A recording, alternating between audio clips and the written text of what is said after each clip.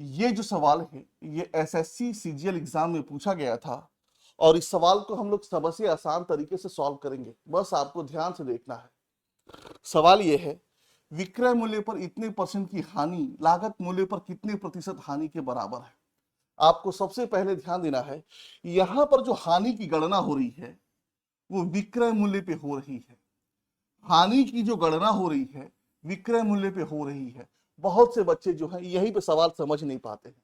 इसको आसान शब्दों में समझा जाए तो अगर मान लीजिए कि आपको किसी को बताना हो तो आप कैसे बताएंगे कि आप ऐसे बोलेंगे कि जितने रुपए में मैंने सामान बेचा है, जितने रुपए में मैंने सामान बेचा है उसका 10% मुझे लॉस हो रहा है।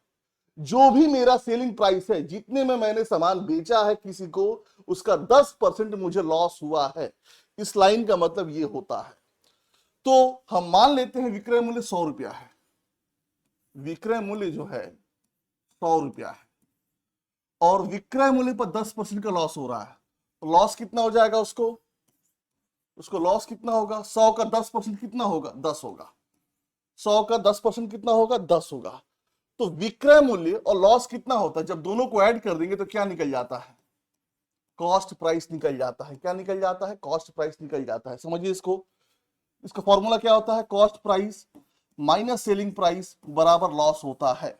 तो कॉस्ट प्राइस बराबर क्या हो जाएगा, सेलिंग प्राइस प्लस लॉस हो जाएगा। तो सेलिंग प्राइस प्लस लॉस तो क्या निकल जाएगा, कॉस्ट प्राइस निकल जाएगा। तो यहीं पर पूछा क्या है कि लागत मूल्य पर कितने प्रतिशत हानि के बराबर है। तो लागत मूल्य कितना है, 110 रुपया, और हानि कितना हो रहा है उसको, 10 रुपये का।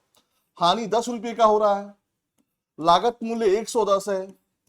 परसेंटेज में लाने के लिए 100 से मल्टीप्लाई करेंगे, 0 से 0 कट गया। 100/11 का मतलब क्या होता है, 11 9 99, 9 सही 1/11%। मतलब उसे लागत मूल्य पर इतने परसेंट की हानि हो रही है। ये हमारा आंसर आ गया। सो आगे बढ़ते हैं।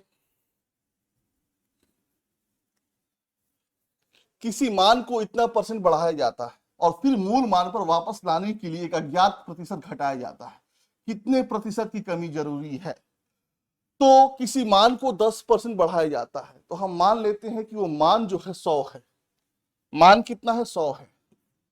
100 को 10% बढ़ाया जाता है। 10% बढ़ाया जाता है मतलब 110 किया जाता है। 100 का 10% 10 होगा, बढ़ाया जाता है तो 10 + 100 110 हो गया। मतलब 100 को 110 किया जाता है, फिर मूल मान पर वापस लाया जाता है। फिर मूल मान पर वापस लाया जाता है मतलब इसी 110 को फिर 100 पे लाना है। तो हमें कितने परसेंट की कमी करनी पड़ेगी, तो माइनस कर देंगे तो कितना हो जाएगा, 110 में से 100 गया 10, 10 की कमी करनी पड़ेगी। और हमें यहां से चलना है, यहां से यहां हम पहुंच गए हैं, फिर यहां से हमको यहां आना है। तो ये हमारा फ्रैक्शन में नीचे हो जाएगा। ठीक है, परसेंटेज मिलाने के लिए 100 से मल्टीप्लाई करेंगे, 0 से 0 कट गया। 100/11 का मतलब 9.09। यहां पर दशमलव में पूछा है, ये हमारा आंसर आ गया। सो जब इस पैटर्न पे सवाल आए आपको ऐसे ही सॉल्व करना है।